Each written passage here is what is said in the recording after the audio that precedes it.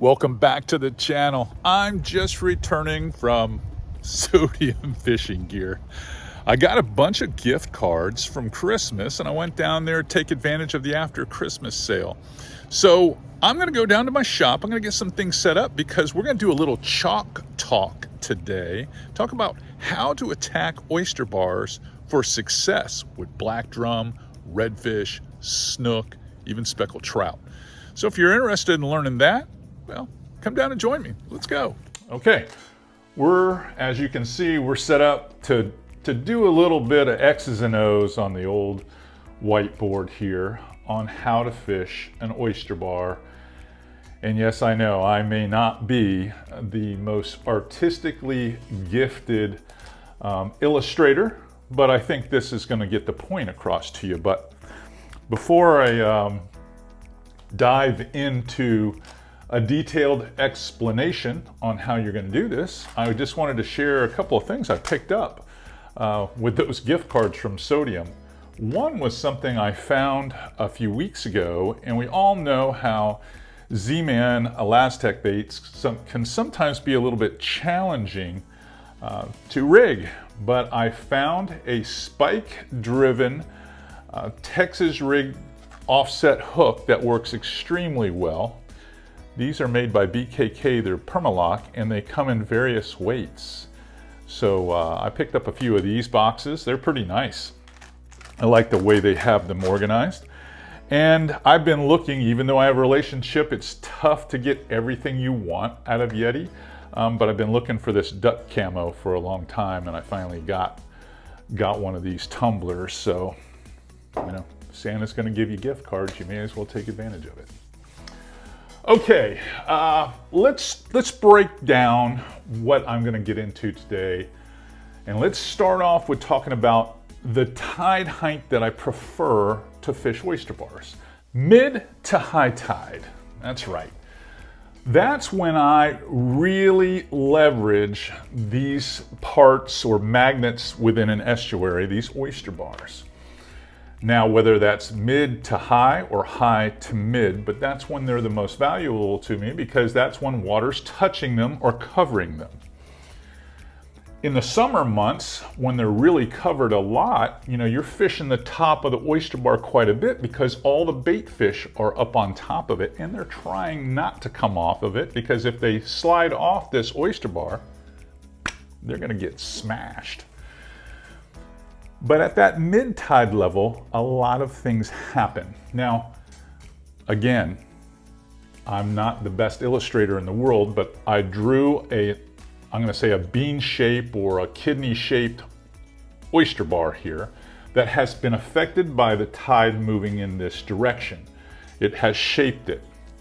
And you'll see this lots of times on satellite maps, how oyster bars are shaped just from the flow. And then these blue lines are the current, how it smashes into the bar and goes around it.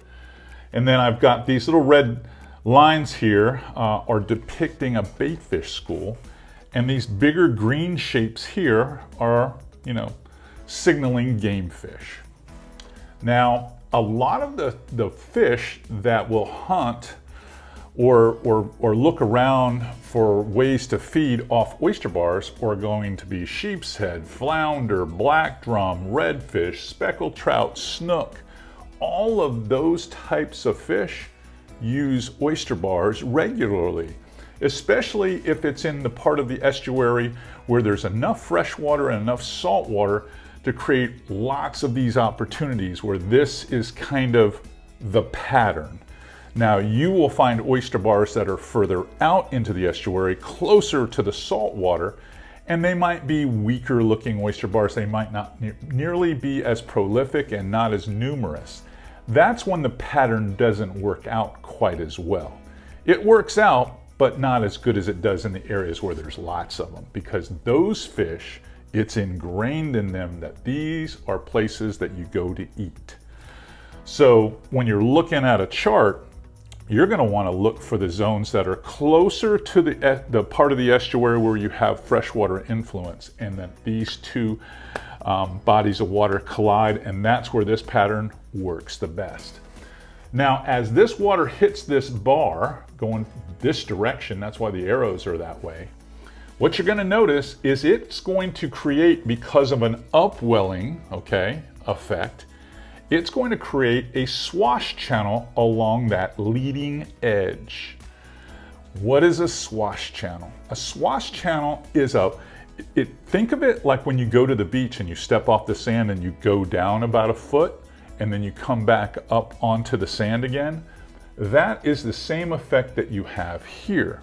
It's just like the ocean washing into the beach, and it kind of digs it out. That upwelling kind of digs it out from wave action. Same thing happens on the leading current edge of an oyster bar. So there's a little highway here for bait fish to hold in and for game fish to feed in. They will cruise this. This is going to be, and I'm gonna just note it right here, this is going to be from here to here, this whole edge in here, dot, dot, dot, dot, dot, dot, dot, dot, dot, dot, dot, dot, dot, dot, dot, dot, all the way around. This leading edge is going to be the edge that you're focused on. Now, I know it is a lot more comfortable if you're in a kayak or a small skiff to be behind these big bars where you're out of the flow and you can control your vessel, you know, with not as much effort. But that's not where the fish are. The majority of the fish, especially the ones that are looking to smash food and lures, are gonna be on this leading edge. That's where they wanna be, which means you're gonna have to position yourself in a fashion that you can make presentations to this swash channel up front, because you want your lures to work with the tide. They have to be working with the current because the fish are going to face into the current. Here, they have to be in these spots. They're gonna hunt only on that edge. This is a much better situation right here.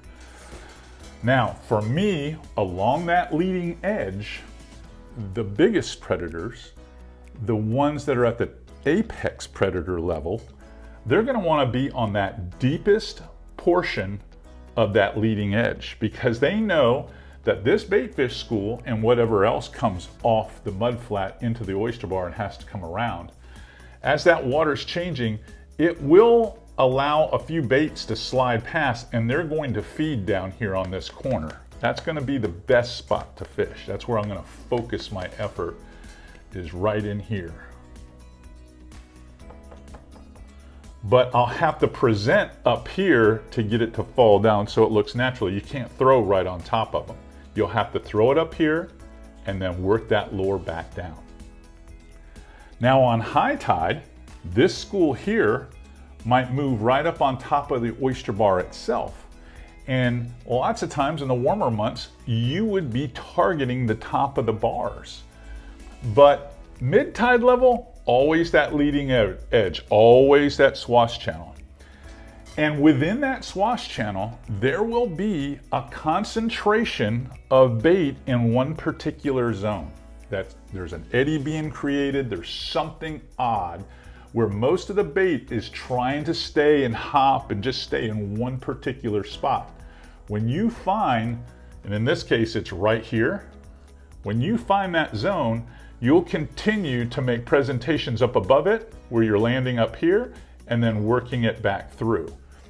Eventually, if there's a predator fish, he's going to see your lure, and all you have to do at that point, and that's a whole nother video, is figure out, how do I choose a lure that they would separate from the rest of the school and want to really eat? Now, that brings me to what lures are the best to fish this type of scenario with oyster bars. Well, there's probably a lot of opinions on that based off of region.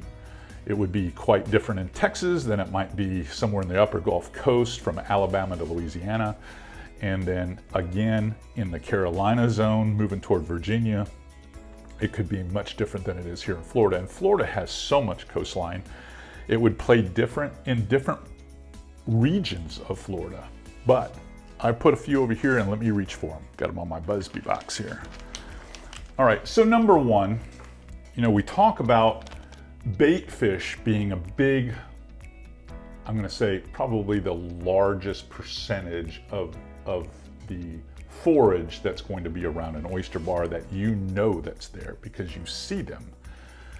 But there are just an immense amount of crustacean life that lives within the oyster bar or will get washed down from another oyster bar into this oyster bar as they're moving back and forth. This happens all the time. And because a lot of the areas this time of year, I'm fishing mud flats, there's shrimp and there's crabs and there's little invertebrates. So there's a laundry list of profiles that you could throw. But one of my favorites, and I would fish this on a jig head, probably better Texas rigged, would be the Z-Man kicker crab. That would be a good choice for this scenario. Because it has that articulating arm the way it swims, I feel like it would be a fantastic bait for not only black drum, but it's in particular redfish. But you'll have even snook crush these crabs. It's a good choice. Another choice, if the water was very full and you needed to work over the oyster bar, would be a topwater. Any topwater bait that you could just walk the dog over the top of this oyster bar with the flow would get a huge reaction when it got to this zone or maybe the backside, anywhere you would see an eddy if the water was extremely full. Could you work it on the mid-tide in the front swash channel? Absolutely. Just throw it way up here and then work it down through the bait. And that would be one of the ways that you could make a differentiate, easy for me to say, between your topwater and some of these baits here, because it's gonna have a knocker in it. Topwater. Another way that, and an old way that many of us used to fish these things all the time, was a pop and cork and a shrimp. Still probably one of the more popular ways to fish an oyster bar. But I'm an artificial only catch and release guide, so we use the Prawn Star and we'll put it on like a 4 horseman cork, a clicker cork, and we'll swing it way up here in the tide, and as it's falling, snap it every once in a while just to make a noise, and this shrimp just pops up and that tail just comes down. And we can keep it, if we adjust the leader length just right, to stay in that swash, and we can fish it right down the swash channel with a lot of control, catch a lot of flounder and a lot of redfish with the old Prawn Star. Now, I saved the 2 best ones for last, because these are the 2 baits that I probably fish the most in this scenario. One would be a 27 MR. This is the Mirrolure XL. I have lightened the hooks up. These are not the 2X strong or 1X strong hooks. These are lighter triple grip hooks, mustads. And what it does is it gives this bait a super slow fall. So I can work it over the oyster bar, I can work it down the swash. I have a lot of control with it.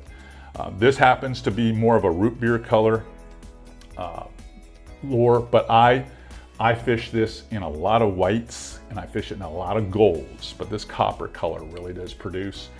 I use this bait a ton. It works fantastic in this situation, especially on speckled trout, especially on snook.